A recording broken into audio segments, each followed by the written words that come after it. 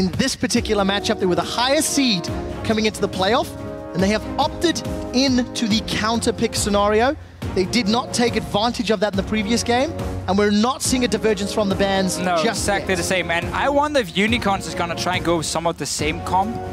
They have to remember they were losing the early to mid game. And hadn't been for that dive from Gambit, the game would have been completely different. So I wouldn't be too surprised to see Gambit go for somewhat the same, because it has already shown it is a very effective comp from them.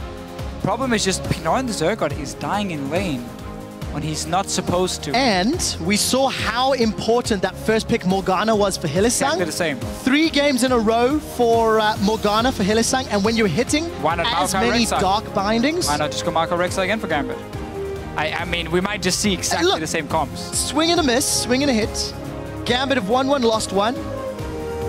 Let's see if it's just execution. Maybe we'll see the similar types of comps 5 games in a row. And it'll come down to decision-making in game. Is there a more manly way to prove you're the better team? There's not. Unless you play Bard. Well, Nidalee is not going to be seen, as we've highlighted. Rek'Sai obviously locked in here for Diamond. But with the Sejuani band away on the side of Unicorns, plus that Gragas... I mean, this is a repeat. I mean, Deficio. Gambit has no reason not to just go Urgot again. And beforehand they had the Cho'Gath as well. We might need to get another play-by-play up here, because if these fights keep going the length that they're going, I may run it. Are we really going to see another Gragas Cho'Gath? Urgot Cho'Gath.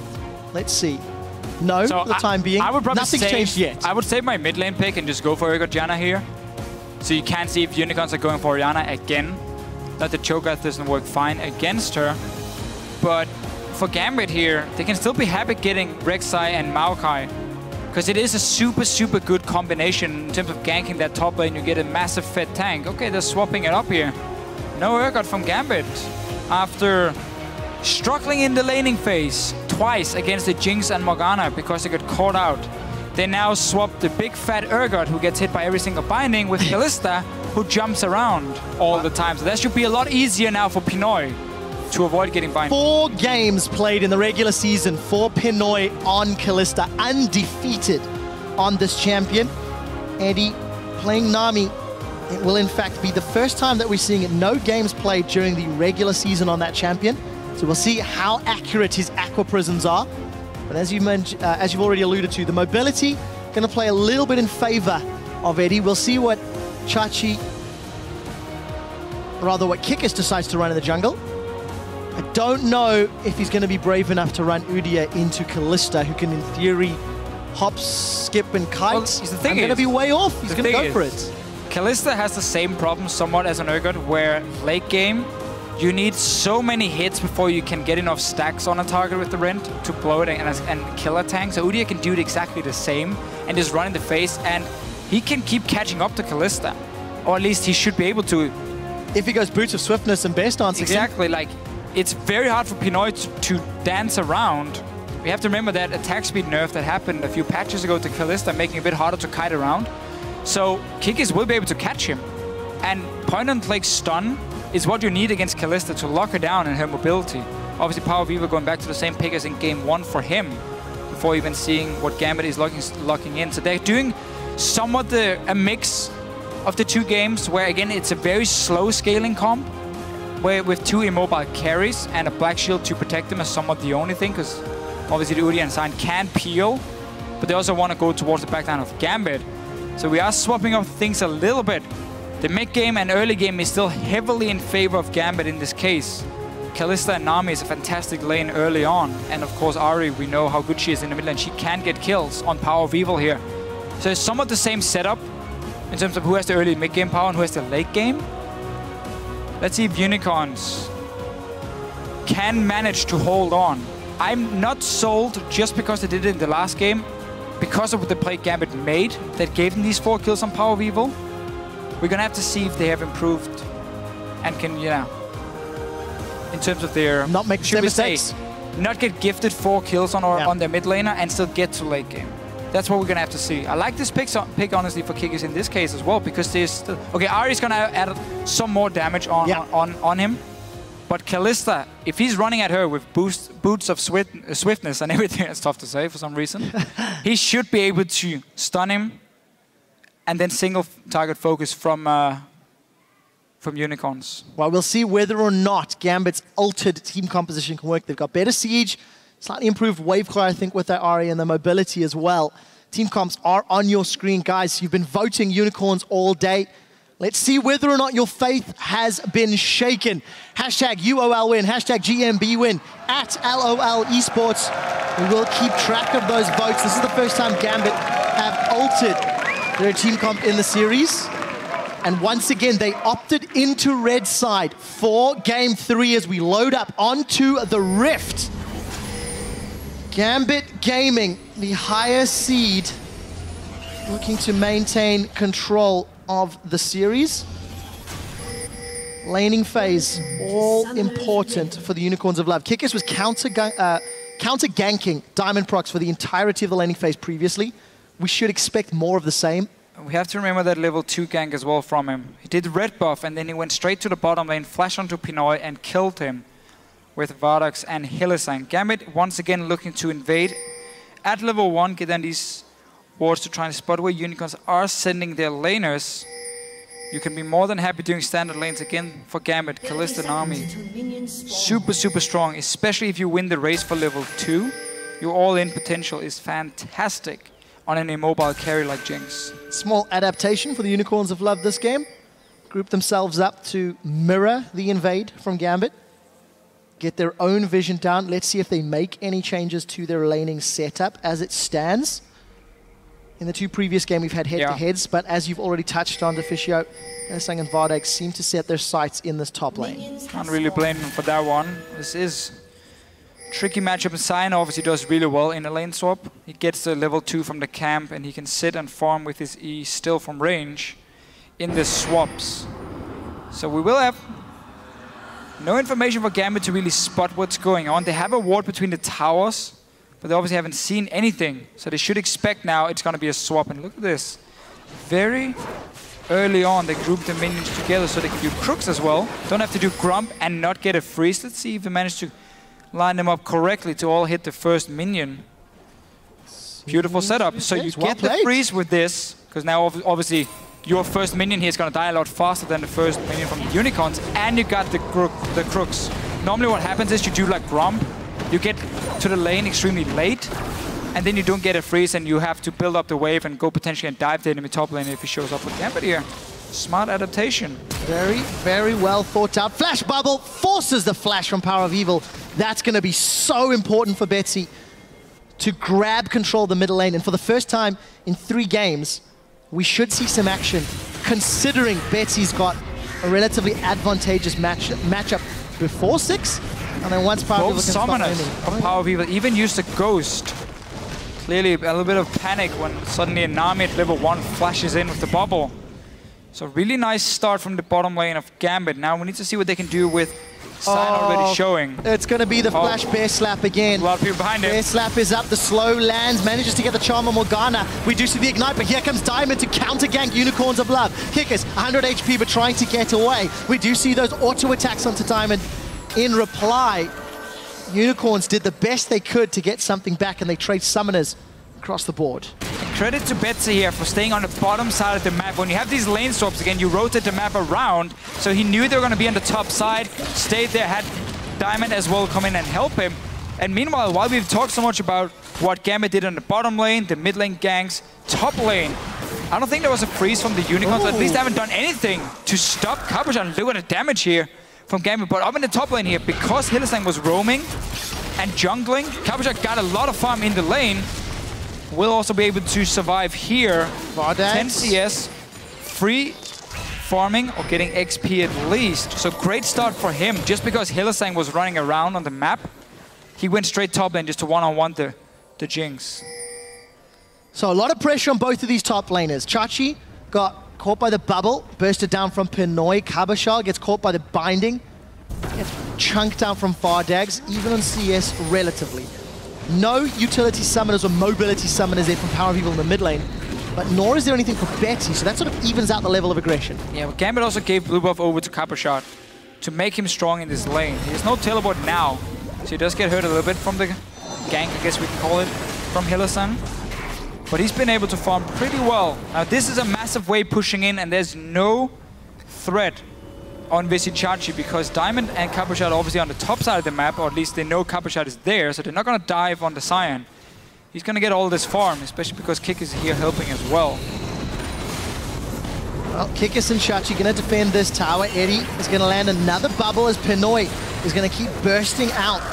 Kikis, that's a lot of damage from 6 or 7 Ren stacks. Pinoy, once that decimating smash is used, realize there's not a whole lot more threat from Vizicsacsi. And of course he had his summoners available, continues to play aggressively. 34 CS, Pinoy and Edward just shoving this wave in again and again, trying to keep Chachi on the defensive. Yeah, they did manage to at least deny him some of the farm. He got all the XP, but he had to share it with another nice bubble. trading. He's in trouble. Ignite is burning away. Vizicsacsi 6 HP, one more tick. Edward is landing Aqua Prison after Aqua Prison. And all of the aggression pays off for the first blood on the fish. Yeah, such a nice start from this bottom lane here. We criticized the 2-2 laning from Gambit beforehand because they got caught by Hylissang and his bindings. But this time around, the lane swap, first a trick where they get the freeze and a jungle camp. And now with this kill here, super nice setup because meanwhile, Cabochard is still just sitting in the top lane farming for himself. He had the blue buff. He got in the lane one-on-one super early. He's level 5. Same level as Vardags, so there's no zoning potential unless it's 2 guys from Unicorns of Love being there. And that's also why they swap it back, despite not even getting a BF sword on Jinx. This is really bad timing now for Unicorns. Because if you look here at Pinoy, with that assist at least, he managed to get a BF sword, so he's going to be so much stronger in the 2-2 lane. And the same can be said for Chachi up here, just farming on his own. Obviously not going to be able to kill Vizicsacsi on this Maokai, or with the Maokai. But really, really good start in the lane swap from Gambit. So let's see if they can keep it up. Gambit in all 3 games have done well in the early stages. They completely controlled game 1. They were marginally ahead in game 2 before giving up basically the match.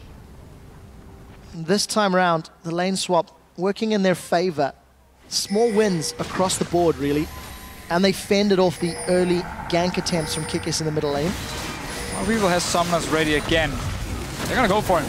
Oh, this is a little bit scary. Let's see if anyone gets caught out. Let's see, not able to get in range and PowerOfEvil still alive. But summoner such a problem, yeah, such a problem for him. Big win again for Gambit because you have Betsy. You can dash in towards him and just force a fight every single time you want this. Pick from PowerOfEvil has, a bit like in game 1, honestly, not worked for him in the early game. That's not expected either. You are very slow scaling, but still, it gives up so much pressure here where we normally see PowerOfEvil be one of these lane bullies in the UOL LCS. He's gone for the late game carries, all 3 games. Well, adjusting maybe their play style. This is the Unicorns of Love to try get themselves closer to a semi-final position. Modifying their team comps. You know, they ran this style of comp once before, and we did see on the first back, PowerOfEvil got himself that tier plus boots. Try to dodge around those charms. With blue buff, he'll be stacking that up as quickly as possible. We did see Betsy grab himself a ward. Needs the large rod. Chilling smite for Kikis. Stalkers. Challenging smite for Diamond. Yeah, seems like Luden's Echo Rush here from Betsy. It's gonna give him an insane amount of burst in the early game. You got that BF sword completed on Kalista as well for Pinoy. So both the carries are doing really well. And obviously, should obviously mean that Gambit, when it comes to the first few fights, if they want to set up a dragon, they're going to be so much stronger than the Unicorns. And they have to go for them, because it's not an easy way, but it's a great way of forcing a slow scaling comp to go into some bad team fights when you have 4 dragons. You force the 5th one, even potentially the 3rd one. Chachi just holding back the lane here, but you got to aim for these early dragons if you are Gambit. When you are this far ahead on your carries, simply because you want to force that ticking time bomb to be a thing. Now let's see, they've got the numbers advantage in the bottom lane. Eddie and Pinoy have been playing aggressively all series. They've got an item advantage. Look at the CS advantage that's growing. And if Edward on this Nami can land a few more of those Aqua Prisms onto Vardags, maybe they can turn it around. But it is a little bit easier to black shield an Aqua Prism, considering you can see it flying through the air. So extra time for Hylissang, who really has been on form with this Morgana all game long. That's very true, but it's different cooldown. I mean, you got 22 seconds on Black Shield, where the bubble on Nami is 13 seconds. So there's quite a difference here. AD can throw it out, bait the Black Shield, and then just have round 2 ready before Black Shield is ready. So we talked about this early. Dragons, well, Diamond, he seems to agree. Going down to soul lane. You are winning mid lane, you're winning bottom lane. You have both lanes pushed down. There is nothing that can stop Diamond from taking this one. And that's why he can just start it on his own. He doesn't even care about the ward. Because how is PowerOfEvil going to move? How is Vardags going to move and stop it? They're not. And they don't, so 10 minutes, 3 seconds. Dragon is secured for Gambit once more. And sort of the leading man in both of these team comps has been the junglers. Diamond from game 1, snowballing Cabochard ahead. Kikis grabbing control with that Udyr frontline. Yes, PowerOfEvil was the shining star, the lead singer, if you will. But Kikis' Udyr allowed so much of that work to happen. Let's see if any of these Aqua Prison trades does connect onto Vardags. Black Shield traded. Edward, with Tidal Wave available, is going to throw it out. Going to go very aggressive. Vardags going to get slowed. Pinoy does get caught by the Dark Binding and unable to secure the kill, but that is a lot of presence and pressure and a big minion wave that is potentially going to be denied. Another good Black Shield from Hylissang here. Completely wasted it before, honestly. Let's see what happens top. There's a gang onto Cabochard. He has flash ready, but there's a lot of CC. Wow. That was a nice dodge with the W. Got away from the decimating smash, but he cannot get away from the onslaught. And the lumberjack Sion takes that combos with the man Bear Pig to chop down the oak tree. Probably may have something to say about that. We'll have to see whether or not Vizicsacsi and Kikis can keep it up. This time around, Diamond not in place to counter gank. And Kikis, in fact, with a nice positive gank, where he was so focused on counter ganking in game 1. PowerOfEvil gets caught by the dash charm. And that was just all too easy from Betsy. I don't think flash was available. It looks like it's just going to come off cooldown in a moment or two. That was a flash blown earlier from the Diamond gang. He's putting all his focus on this mid lane, and why not? You have such an easy matchup where you can get these kills. Just by dashing in. Flash was used from Betsy, but it's worth it because you got tower. And also you can go back and finish that Luden's Echo if you want it as a first item for him with the large rod. So he's going to be so farmed on this Ahri. Deficio, you were praising Gambit's early game, and yes, their comp does sort of become active sooner, but look at the CS differences in the mid lane. Betsy in a favorable matchup, plus obviously the early gank working in his favor. Pinoy working wonders with Edward in the lane swap to get an early item lead and continuing to punish Vardags. Gambit with a pretty clear game plan, losing the public sentiment, but they do currently have the lead. They just can't afford to make the same mistakes they did from the previous game. All right, the weird-looking champion going towards the top lane. This man's a clear ward, nothing else for him. Still, Kikis, he's been farming really well. It's what you do. I mean, you're always gonna win farm, nearly always. On Udyr here, because you're just so healthy and you have so much AoE clear. Just for people wondering, he's maxing his Phoenix stance, of course, and now even on Kalista, Pinoy gets caught. He is going to bring Fate's Call out. The bubble doesn't connect, but it's not needed. Vardags gets the kill, gets excited, and he's going to get Edward. Pinoy, look, all praise to Hylissang. He is connecting over and over, but Pinoy had flash. Now Diamond is going to find Vizicsacsi. Here comes Cabochard. The counter gank from definitely not Udyr. Cabochard is going to twist and advance in. Vengeful Maelstrom still ticking, and Kikis will scare them away. As Betsy is sniffing around mid lane. Flashes used from PowerOfEvil in exchange for that Spirit Rush. But yeah, go back again. Pinoy cannot afford to get caught by those Dark Bindings, especially at the tower with flash. And it's funny because back in week 9, the last week here in the UOL CS, Gambit had the same problem against the Unicorns. This time around it was Eddie dying in the 2v2 lane. And 3 games in a row now, Pinoy's being caught, giving up kills. In a lane matchup, he's winning. Anyhow, let's see what happens here at the blue buff. TP's coming in from Cabochard. Betsy has no ulti, remember, he just used it before. The snipe comes in, it was Hylissang plus Kikis that gets a kill credit. Remember, without that Spirit Rush, Betsy's threat is so much lower. He charms Vizicsacsi, got Luden's Echo proc bouncing across the board, but it's not going to be enough to save Cabochard. 2 quick kills, and Gambit are punished for being caught in enemy territory. It's game 2 all over again. Much like game 2, again here, Gambit feel like they have to go for a fight despite not having ulti on your Ahri in the mid lane. You didn't have to invade on that blue buff. You're not really gaining a whole lot by doing it, other than it being an extremely risky call. Hylissang had roamed from base up there to join his team, and once again, the Unicorns, despite falling behind early, they punish Gambit for making mistakes. And that's 5 kills. 2 of them on Vardags. Earliest Infinity Edge of the series, 15 minutes played. Jinx in all 3 games. Still behind in CS to Pinoy. And obviously been involved in some of those fights. And Gambit... He's been behind in every game, but he's been getting kills in every game. So it almost doesn't even matter for him. And now Gambit is gonna... They're still in a fine spot in terms of, you know, hitting the mid game. You got Luden's Echo on Ahri, so she can one-shot nearly everything on the side of Unicorns of Love. But you're making it a lot harder for yourself. Dragon is spawning in 30 seconds. Gambit has to secure this one to keep going towards his 5th or the 5 dragons and force Unicorns into some fights before potentially they are ready. It's what they did in game 1 that works so well. And let's talk a little bit about Hylissang, because Annie has been banned by Gambit in all 3 games. And Morgana's been first picked, or first rotation picked in all 3 games. Edward gets caught out by the bear slap. The rest of Gambit are going to respond. They're going to try to defend this tower. Dark Binding this time goes a little wide as Diamond wasn't far enough forward. The Unicorns, thanks to that, get the mid-outer turret and positioning for the next dragon. And look at the spike they just hit here with PowerOfEvil. He had Luden's Echo complete, he had a blue buff, and he hit level 11, so he got rank 2 on his ulti. And that was the signal here for Unicorns of Love to just start grouping, poke down. They got so much damage on the tower. We'll get a dragon as well. Gambit is trying to respond though, saying, fine, okay, you take that dragon, we're gonna try and trade at least for a top tower. But as soon as you hit level 11 for PowerOfEvil, that's where you group from the Unicorns, and it paid off. So advantage to the Unicorns. They trade tower for tower, but get their first dragon of the game. And I just want to revisit that point really quickly. Hylissang's Morgana has been first picked or first rotation picked, and Annie's been banned out 3 games in a row.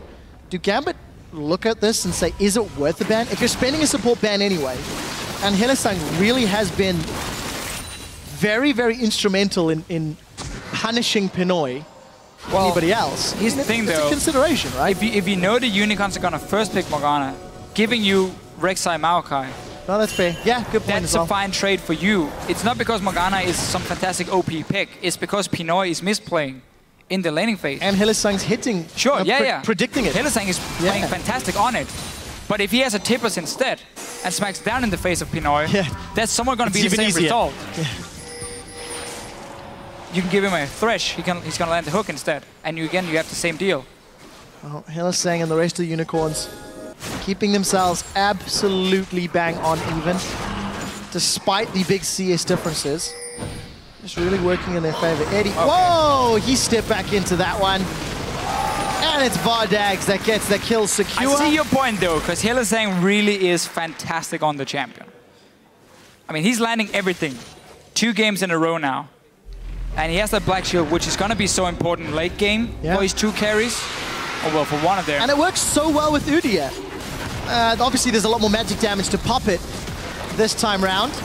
But let's see, can Gambit defend a tower? I don't think so, because Diamond once again gets caught. They're jumping onto him. Kikis is trying to run him down. Phoenix is ticking away. Tunnel after tunnel, tunnel after tunnel. Diamond is continuing to run. And Flash is out the wall. Dark Binding almost scratching the behind of Diamond, and PowerOfEvil. The rest of Unicorns are now in retreat. What happened in the middle, though? Cabochard, the tree, jumps onto the Lumberjack. And let's see who will win that battle. We did see Vardags was caught out, as now Kikis, he's found himself a fish. Charm connects onto Hylissang, and that Black Shield's not going to help. My word, there is action everywhere. As the unstoppable onslaught's used to run away. Now Kikis is a bit out of sorts. Got the support of Hylissang and PowerOfEvil, but Unicorns on the wrong side of the map. You're wearing the wrong colors, buddies. PowerOfEvil now trying to make a detour through the bottom half of the map. Teleport coming in from Vizicsacsi. Once again, Darkbinding connects. And this is the strangest period of play. As they carry on trading kills back and forth. It all started with Vardags getting caught out somehow. Yeah, we didn't get to see that one. And then everybody just running. It's not over, because now Diamond is looking for more. Calm down, Trev. It is over. Okay. Decimating smash connects, and that'll be the final nail in the coffin in that fight. But that was weird. Yeah, a lot of small fights everywhere. And Pinoy here is going for Hurricane. I don't like that in current tank meta. You don't have enough damage to take down these big tanks with Hurricane. Anyway, let's see what happens. So, the jump Diamond. Vardags is staying, I assume, wants to start chasing. He's going somewhat on his own into both Betsy and Pinoy, so he ends up dying. We're back and there's more fights and people are dead. Kikis goes down without Udyr. What can Gambit do? Vizicsacsi's onto Pinoy. Pinoy will be the next victim. No! The rocket misses! It doesn't connect. There's a double kill. Pinoy's been able to life-sustain tank through the entirety of that fight, and Vizicsacsi unable to get the kill credit. He's not been touched yet as PowerOfEvil running low on mana, trying to get more. Here comes Betsy. Spirit Rush is available. Can he find a squishy? The tree is down and the Lumberjack is looking for more. At the end of the fight, they've ended up trading 2 for 1. Gambit come out marginally ahead, but that could have been so different if Pinoy just went down. That rocket from Vardags running a touch wide. And the attack speed keeping Pinoy up with the Bloodthirster. Yeah, but all these fights here, they've been in favor of Unicorns of Love if you look at the big picture. Because with 20 minutes in, they have a fantastic late game setup, and they're heading gold. They're 1-on-1 in terms of dragons, so they don't have to worry about the 5th dragon coming up anytime soon. And you're getting extremely tanky in both your jungler and your top laner. You're against a Kalista who's now gone Hurricane, so there's no crit to take down any of your big tanks. There's not enough single target damage from Pinoy late game to do anything against Vizicsacsi and Kikis. So Gambit really has to make plays, and they're trying to, but they're not getting the right ones, because it looks like this crazy game trades even nearly every time. Or Unicorns of Love manage to punish Gambit and then get ahead in gold with a comp that's not supposed to get ahead in gold this early on.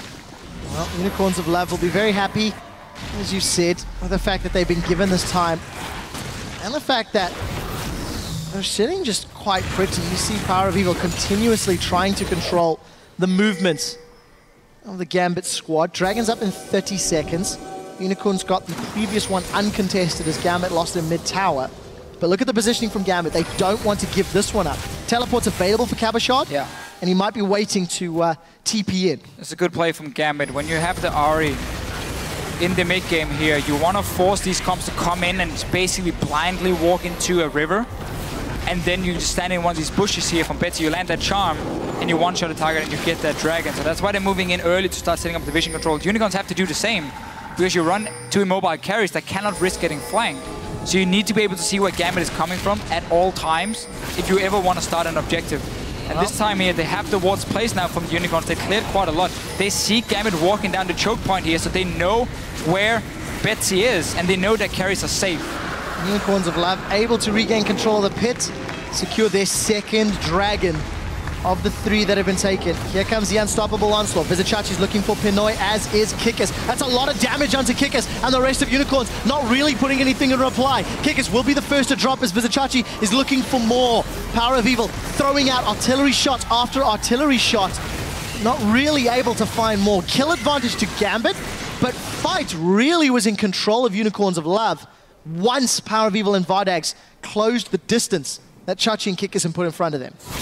Kept the backline safe with them diving in. Gambit still got that 1 kill here. Normally Unicorns want to land some poke before they go in for the engage, but clearly felt like they could try and catch Gambit out here. And obviously if you are the one engaging on the likes of a Maokai, on a Rek'Sai, on an Ahri, you stop them from getting to your backline, so that's fine from the Unicorns, but they want to land some poke first with PowerOfEvil. That's also why he's building his Luden's Echo.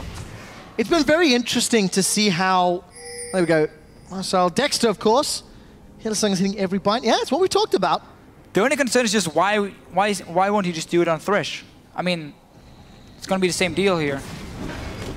Theoretically. I get the point for Gambit in leaving it open because Unicorns are first picking it, so you get so strong picks for it. Hylissang won't do it on Thresh, because he's played it 4 times and he's 0-4. Still used to be one of his main picks. It was. I am being a little unfair. Yes, he's got no wins. Hylissang's Thresh has an 80% kill participation. That is a phenomenally high stat.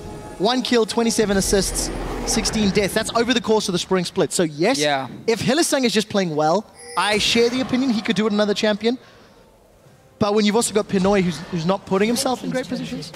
Either way, let's get back to the game really quickly. One thing that I am noticing a trend from both teams, they're not necessarily all on the same page when it comes to decision making.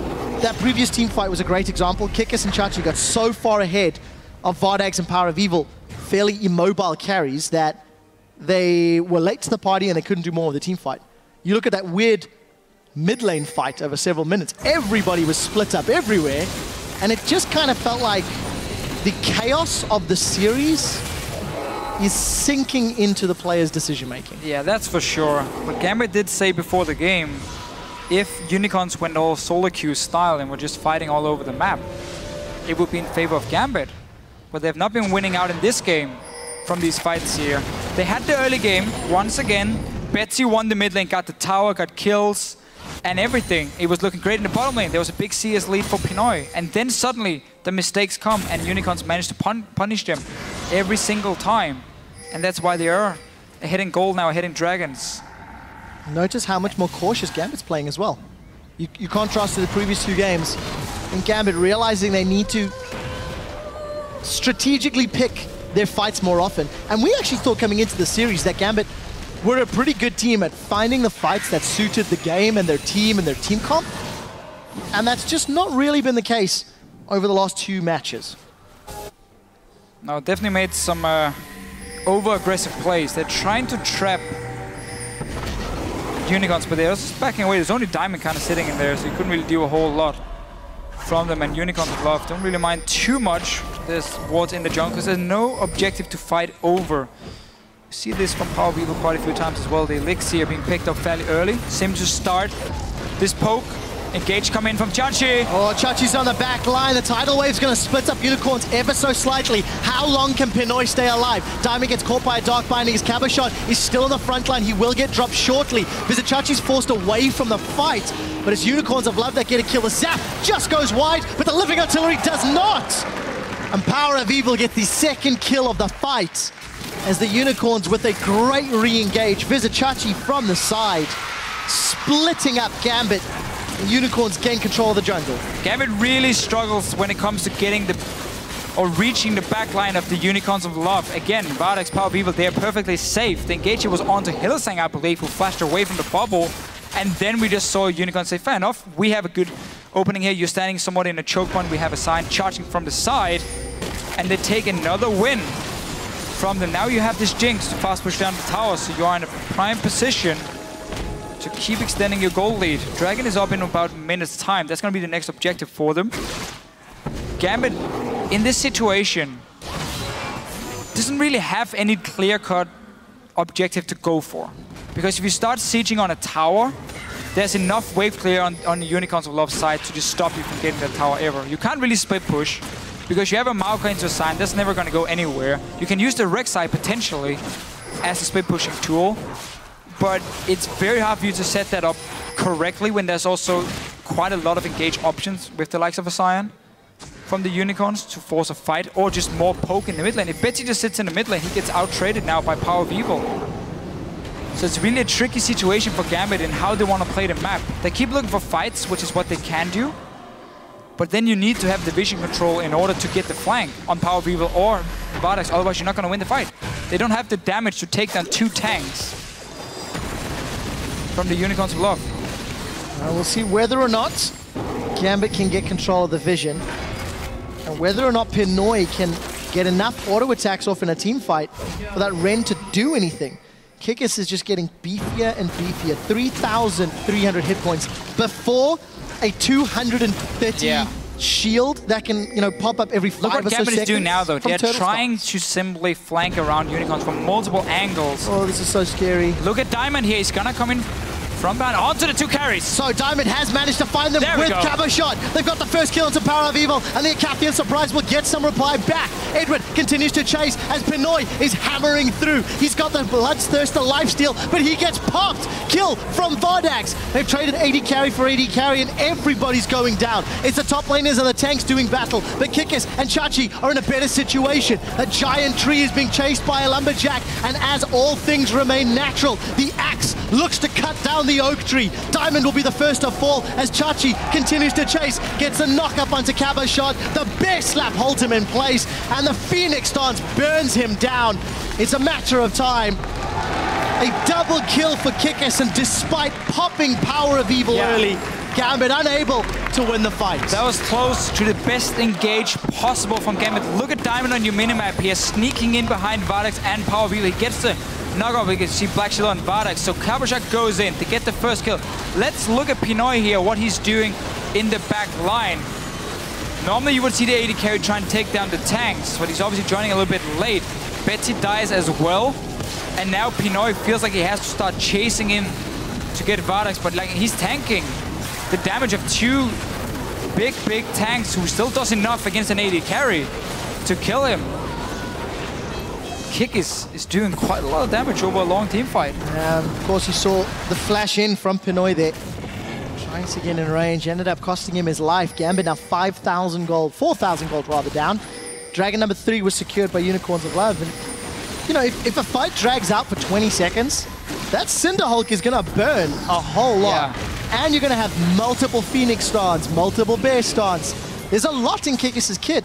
It's one of the reasons the tank junglers are outscaling the early game junglers like Rek'Sai, because the Cinderhulk does quite a lot of damage late game, because the bonus HP you get as well from it when you just run around these targets. It also means for the AD carry, if you have to kill a Cinderhulk tank who potentially smites a Grom, who maybe builds a Thornmail, you're killing yourself by hitting him. So you might be forced to go double lifesteal, and it's what Pinoy is doing in this case. He's going to build Blade as his next item, simply to try and sustain while hitting these tanks. We see Thornmail now for Chachi. The problem is you're still not running any crit, which Kalista is one of the champs who doesn't necessarily need it, because you have your Ren stacks. But you need so many on a tank for it to do anything. They're just simply not made to kill them. And when you got that Hurricane as well, it's not going to do anything to them. Your single target damage is too low. So Gambit, it's going to have to try and get to that backline every time. If they don't, they lose fights. Diamond able to get away thanks to the tunnel. Fate's called used to save Eddie. Just a strong engage from Unicorns, unable to find anything. But it will at least burn some of the cooldowns from the Gambit squad. They're in full defensive. Decent enough wave clear, but relatively short range between Betsy and Pinoy. So for Unicorns, if they do set up a siege with a strong front line of Sion, Udyr and the poke of Kog'Maw, it is a matter of time until a tower falls. Right there. It doesn't even matter that Gambit is wave clear. What matters is the fact that PowerOfEvil can keep poking them out and force them back, and that will open up for Unicorns to get just a few hits every time with your AD carry on the towers. Diamond here, he's charging in behind them. Chachi's gonna teleport as well. Seems like Gambit didn't get the engage they wanted. That's a pretty good trade though. Using the Void Rush to get the teleport. For sure. Gambit will be happy with that, but it might just be a momentary respite. Let's look at the poke. Keep your eyes on those HP bars on the right-hand side of your screen, as well as the mana pool of PowerOfEvil. There is a limited amount of time and he can do this, although he does have blue buff. Oh, will play in his favor. He's no ulti now to get away. Oh, unstoppable onslaught. Diamond's gonna get caught. He's gonna get stunned. He's gonna get knocked up. He does sidestep away from the Dark Binding, but it won't be enough, and it's PowerOfEvil that secures the kill. Diamond is on the wrong side of the Unicorns of Love and gets punished for it. Unicorns have had great warding on the flank. They can always see where Gambit is coming from. That's why they could catch out Diamond here, who obviously was kind of stuck behind enemy lines. No real way of getting out for him. And this tower is going to take so much damage from. They should be able to take it down as well before Diamond is even close to respawning. Definitely the case. Easily secured. Tower number 5. Unstoppable onslaught. Betsy forced to Spirit Rush away. They're going to focus Vizicsacsi as a tidal wave does actually connect onto Vardags. That's one of the front line down. Vizicsacsi is in the passive form, looking to get some damage in reply. Unicorns may be a little over-ambitious, trying to use the number advantage in their favor, and they lose Vizicsacsi for us. He really wanted to use that ulti. Smack right under the tower. Giving up a kill. Let's see what they're doing. They're going to play the ward. Gambit, everyone is alive. There's no TP for Chachi. That was used before. They're going to get a good fight here. Well, Kikis does get caught out. Flame Chompers will hold him in place. Cabochard manages to fly all the way through onto Hylissang. He's tanking up 3. Soul Shackles is used as Eddie gets lobbed into the Fate's Call. Now we do see Cabochard continuing to focus down Vizicsacsi on the back line. Finally, Pinoy is gone. Kikis forced a flash. It was Kikis rather, not Vizicsacsi, sorry. They've traded 2 for 1. Gambit with a decisive play. They've got the advantage, they force Kikis away, and they're going to try start this Baron. With all of the Ren stacks and Smite, you have to think the execution is in favor. That's a flash forward. Betsy has found Kikis. There's no Smite. Vizicsacsi's he gets a double kill with the unstoppable. Roar of the Slayer slows Betsy down, and PowerOfEvil is spitting artillery shots. That's a flash forward from Vizicsacsi as another Spirit Rush is used from Betsy to get away. PowerOfEvil is running out of mana, but Vizicsacsi has got some CC. He's going to slow Cabochard. The charm does not connect, and the gates are down, and Cabochard is not. He makes it back to base. Vizicsacsi pressing R on every cooldown. Finds a double kill ever. Through the wall. That was so sick. That made up for the ulti he made before in the top lane here. That almost cost him a Baron. Oh, please slow-mo this. All right, okay, so they want to kill Kikis first. No real surprise. Yada, we don't care about you Kikis right now. Let's look at Chachi flying in. Is it through the wall as well? It is too. It is. He smacks the wall and then the AoE. Oh! Yes. I'm done. Like, I'm done. How do you top that? Could have been a pentakill. Oh, wow, really? Talk about setting the challenges high. Vizicsacsi and the Unicorns of Love maintain control of the game, deny the Baron. And they just keep fighting. Now Diamond sets his sights on Kikis. Here comes Cabochard. They're focusing definitely not Udyr, and they're going to get the kill. It's a small advantage that should let them get Dragon if they want it. I just don't really understand what's going on here. Like, people just keep kind of walking in on their own. Being caught out from both teams, honestly. Die, give up an objective to the other team when you're supposed to be stronger. Gambit now gets a second Dragon for themselves. Baron is obviously still alive. And you got that Kalista with the stacks. So you can force a fight on Baron now and get the engage. There's no flash though from either Diamond or Cabochard to jump onto PowerOfEvil. So difficult to stick around in that Baron pit with all the living artillery though. Bubble does not manage to connect. PowerOfEvil down to less than half HP. Spamming out shot after shot. Yeah, we need flashes for Gambit before they want to fight again. Otherwise, they're never going to get to that back line. I guess the same can be said for PowerOfEvil and Vardags on having flash ready now. But look how far back he's standing. And every single hit, when he has Luden's Echo ready as well, just does some extra magic damage to you, and it chunks you down so hard. Well, let's take a look at the items, Deficio. We've not really highlighted those for a moment. For a while, in fact. Betsy, Luden's, Void, Deathcap, Blade of the Rune King was picked up for Pinoy, so double lifesteal. Vardags finally working his way towards some lifesteal. Most likely a Void Staff to come in for PowerOfEvil. There's not a whole lot shining through. That's a big surprise. The tanks are getting tankier. Double scrying up though from Unicorns. Slight change as well for them. Clearly is ready to have these fights where they don't have any vision down beforehand and they need the scrying ops to spot what's going on around, let's say, Baron or Dragon. Eddie hated that siege minion. So like, yeah. There's a teleport coming. Was that a teleport from Vizicsacsi into the mid? I believe that it was, and Vizicacsi's found Edward. Lumberjack manages to take him down. Now Diamond's the next focus. Chilling Smite will hold him in place. Kikis and Vizicsacsi trying to run down, but the Randion's Omen will buy them some time to get away. Unicorn. Oh my word! PowerOfEvil finding Pinoy. Long range. Gambit with 2 members down now have to try to defend a tower. That's going to be impossible to do. Unicorns of Love on the inhibitor turret, as well as the inhibitor. This is going to give them absolute map control. Not that they didn't have it before, but this will stamp a level of authority and dictate Gambit's moves even further. Might even be able to finish here. I mean, there's 25 seconds on Pinoy. They're going for the tower at least. Still got these 2 mega tanks in the front. Looks like we're in for a dramatic finish. AD's been able to survive, revive rather, 15 seconds before Pinoy can get up. Living artillery after living artillery after living artillery, and PowerOfEvil gets another kill. 6-2-7 in the back line. AD, Cabochard, and Diamond, you cannot defend your base long enough. The rest of Unicorns of Love at 39 minutes take down the Nexus and go 2-1 in this best of 5. Getting a little bit scared in Champ Select. They were running this very late game comp again with 2 carries who had to scale up because of what happened in game 1. They fell behind again, but they just show a fantastic ability to punish Gambit every single time they make a misplay. Pinoy being caught in the bottom lane, instant kill for them. In the mid lane, we had a few fights going left and right.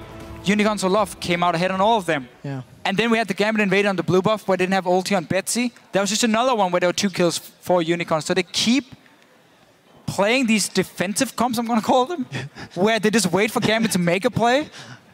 And whenever Gambit makes a play, they just punish them and kill them and get ahead and get to late game with PowerOfEvil and Vardags. And then they're just so much stronger and win the fights. There's not enough words or enough time to make sense of what we're seeing. But I want to highlight a few very key things. This was game 3, which meant Gambit opted into red side. They changed their pick and ban strategy. Unicorns, not so much. Unicorns with a similar flavor to what we've already seen. Gambit could not win. First pick Morgana is doing work. And again in the next game, Gambit are going to have red side. They're going to have the option to change the plan again, but they need to figure out what they need to change. Also this Sion pick instead of that Hecarim. So we no longer see the camp from Gambit on the top side, like we did beforehand. And of course, Nautilus not being there and being absolutely useless for the first few minutes, where Kikis is doing a lot more work on the Udyr. So all the picks from Unicorns that had problems in game 1 has been changed, and they're now more forgiven. I've said it too many times. It makes sense. Doing a split. It makes sense. And that works for them, because they get the counter plays. Gambit really needs to look at the plays they're making and say, okay, do we have to invade blue buff now? Yes or no? Okay, let's just wait for our cooldowns. Then we go next time. Can we just play around? We got early dragon, 10 minutes. Play around these dragons here instead. And they don't. If there's one thing that we have seen, Unicorns in the last 2 games have been able to play defensively and punish Gambit's mistakes.